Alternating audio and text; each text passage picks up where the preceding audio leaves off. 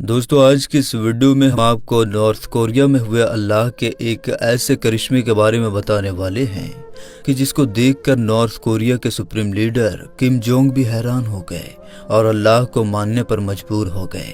اس لیے دوستو آج کی یہ ویڈیو آپ سبھی کے لیے بہت ہی زیادہ خاص ہے، آپ اس کو آخر تک ضرور دیکھیے گا۔ اور اگر آپ کو بھی اللہ رب العزت کی ذات پر پورا مکمل بھروسہ ہے تو آپ کمنٹ باکس میں اللہ اکبر لکھ کر آگے شیئر بھی کر دیجیے گا تاکہ اور بھی لوگوں تک یہ ویڈیو پہنچ جائے۔ تو چلیے دوستو شروع کرتے ہیں۔ دوستو آپ سبھی اتر کوریا کے عجیب و غریب قانونوں کے بارے میں جانتے ہی ہوں گے، اور آپ سب کو یہ جان کر حیرانی ہوگی کہ جہاں پر ہمارے دیش میں ابھی کچھ دنوں کے بعد 2022 کا سال آنے والا ہے، تو وہیں پر دوسری اور اتر کوریا میں ابھی 2018 کا سال ہی چل رہا ہے۔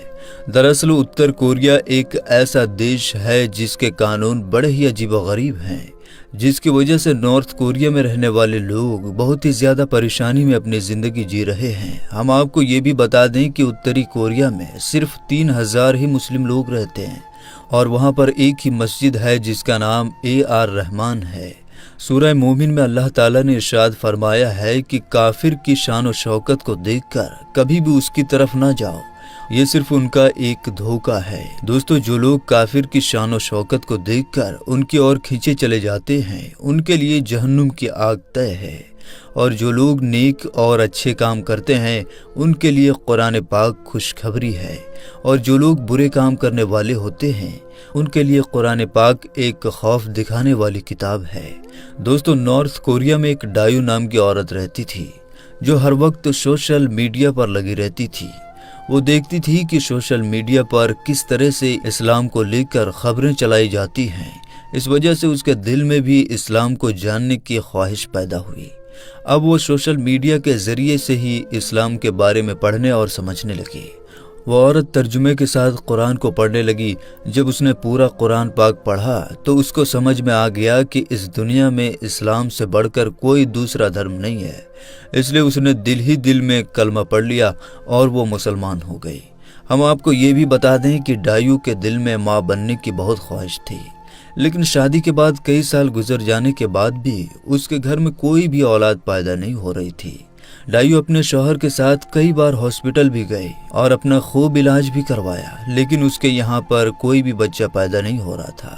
آخر میں ڈایو اور اس کے شوہر کو یقین ہو گیا تھا کہ ڈایو ایک بانجھ عورت ہے اور اس کو کبھی بھی بچہ پیدا نہیں ہوگا۔ اسی وجہ سے کسی بھی ڈاکٹر کا کوئی علاج اس پر اثر نہیں کر رہا تھا۔ یہ دیکھ کر دوستو ڈایو بہت پریشان اور دکھی رہنے لگی۔ جب ڈایو اس دنیا سے نا امید ہو گئی تو اس کے بعد میں اس نے اللہ کی بارگاہ میں اپنے ہاتھ اٹھائے اور اولاد کے لیے دعا کرنے لگی اور کہنے لگی، اے اللہ مجھے کچھ نہیں چاہیے، بس میرے نصیب میں اولاد کا سکھ لکھ دے، میرے گھر میں بھی اولاد پیدا کر دے۔ اس طرح سے وہ ہر روز اللہ کی بارگاہ میں دعا کرنے لگی۔ دوستو اللہ نے اس کی دعا کو قبول کی اور کچھ ہی دنوں کے بعد اس کے پیٹ میں درد ہونا شروع ہو گیا۔ اس کا شوہر اس کو لے کر ہاسپٹل گیا اور جیسے ہی ڈاکٹروں نے اس کا چیک اپ کیا تو اللہ کی رحمت سے اس عورت کو ماں بننے کی خوشخبری مل چکی تھی۔ یہ دیکھ کر ڈایو بہت خوش ہوئی اور دل میں اللہ کا شکر ادا کرنے لگی۔ اس کے بعد جلد ہی ڈایو کا پیٹ بھی ایک حاملہ عورتوں کی طرح بڑھنے لگا۔ پھر جب وہ دوبارہ ہاسپٹل میں گئی تو ڈاکٹر نے اس کو بتایا کہ اس کے جسم میں HCG کی ماترا بہت بڑھ چکی ہے۔ اس کا مطلب یہ ہوا کہ اس کے پیٹ میں ایک سے زیادہ بچے پل رہے ہیں۔ ڈایو نے جیسے ہی اس بات کو سنا تو وہ بہت زیادہ خوش ہوئی اور اس نے سوچا کہ شاید اس کے گھر میں جڑواں بچے آنے والے ہیں۔ پھر کچھ دنوں کے بعد میں ڈایو کا الٹرا ساؤنڈ کیا گیا۔ الٹرا ساؤنڈ کی رپورٹ کو دیکھ کر ڈاکٹروں کے بھی ہوش اڑ گئے۔ وہ حیران اور پریشان ہو گئے کیونکہ ڈاکٹروں نے دیکھا کہ ڈایو کے پیٹ میں 1-2 نہیں بلکہ پورے 8 بچے ایک ساتھ پل رہے ہیں۔ جب اس بات کی خبر ڈایو کو دی گئی تو اس کے لیے یقین کر پانا مشکل ہو گیا۔ ڈاکٹروں نے ان کو بتایا کہ ان بچوں میں سے کچھ ہی بچے زندہ رہ پائیں گے۔ ایک ساتھ 8 بچوں کو جنم دینا یقیناً کئی طرح کی پریشانیوں کو پیدا کرنے والا کام ہے، اور اس میں ڈایو کی جان بھی جا سکتی ہے۔ اس لیے آپ کو ان بچوں کی تعداد کو کم کرنا ہوگا۔ تو یہ سن کر ڈایو کو کچھ سمجھ نہیں آ رہا تھا کہ وہ اس وقت کیا کریں۔ اب اس کو ایک مشکل فیصلہ کرنا تھا کہ وہ بچوں کی تعداد کو کم کریں یا پھر تمام بچوں کو ایک ساتھ پیدا کریں۔ ڈاکٹر کی باتوں کو سن کر ڈایو کے شوہر نے یہی کہا کہ وہ بچوں کی تعداد کو کم کر دیں تاکہ ڈایو کی جان بچ جائے، لیکن آخر میں ایک لمبی بحث کے بعد میں ڈایو نے یہ فیصلہ کیا کہ اسے اپنے رب پر پورا بھروسہ ہے، اس لیے وہ 8 بچوں کو پیدا کرے گی۔ اب اس نے یہ بات اللہ پر چھوڑ دی کہ ان میں سے کون زندہ بچے گا اور کون نہیں بچے گا، یعنی کہ اس نے اپنے آپ کو اور ان بچوں کو اللہ کے حوالے چھوڑ دیا۔ دوستو، اس کے بعد آپریشن کی تیاریاں شروع ہو گئیں۔ اس وقت 8 مہینوں کا وقت گزر چکا تھا۔ آپریشن کے وقت وہاں پر 8 نرسیں بھی موجود تھیں تاکہ جب وہ بچے پیدا ہو جائیں تو وہ نرسیں ان 8 بچوں کو ایک ساتھ اٹھا لیں۔ دوسری اور ڈایو آپریشن سے پہلے بہت پریشان اور بے چین ہو رہی تھی، اس لیے وہ دل ہی دل میں اللہ سے دعا کر رہی تھی کہ یا اللہ، مجھے اور ان بچوں کو صحیح سلامت رکھنا، میرے ان سارے بچوں کو اس دنیا میں صحیح سلامت پیدا کرنا۔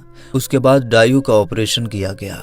آپ اللہ کی قدرت دیکھیں کہ وہ 8 کے 8 بچے صحیح سلامت پیدا ہو گئے، اور حیرانی کی بات تو یہ تھی کہ وہ سب کے سب بچے لڑکے ہی پیدا ہوئے، لیکن ان میں جو سب سے چھوٹا بچہ تھا وہ بہت ہی زیادہ کمزور تھا۔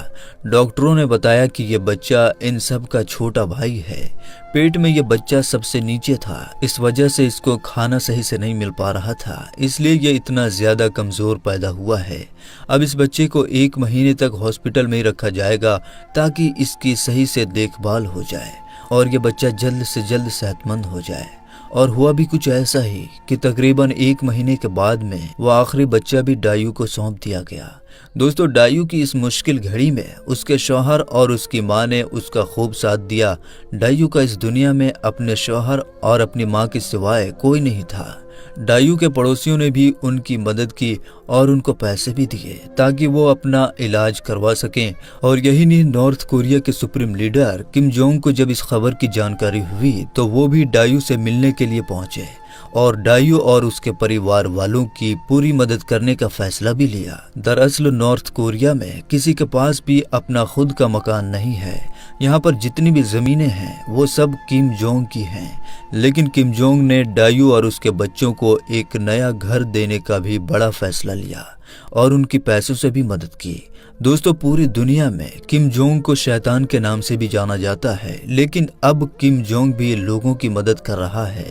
کم جونگ نے نارتھ کوریا میں مسجد بنانے کا بھی فیصلہ لیا ہے۔ اب نارتھ کوریا میں لوگ جہاں چاہیں وہاں پر کھڑے ہو کر نماز ادا کر سکتے ہیں۔ یاد رکھیں، حالات چاہے جتنے بھی برے کیوں نہ ہو جائیں، ہمیشہ اللہ تعالیٰ سے بہتری کی امید رکھنی چاہیے۔ دوستو، حضور پاک صلی اللہ تعالیٰ علیہ وسلم اپنی امت کے لیے راتوں میں اتنی دیر تک کھڑے ہو کر اپنے رب کی عبادت کیا کرتے تھے کہ ان کے پیروں کے تلوے سوج جایا کرتے تھے، اور آج امت اتنا زیادہ سو رہی ہے کہ لوگوں کی آنکھیں سوج جاتی ہیں۔ دوستو، انسان کرتا وہی ہے جو اس کا دل چاہتا ہے، مگر ہوتا وہی ہے جو اللہ چاہتا ہے۔ اس لیے اے بندے، تو وہی کر جو اللہ چاہتا ہے، پھر دیکھنا وہی ہوگا جو تو چاہتا ہے۔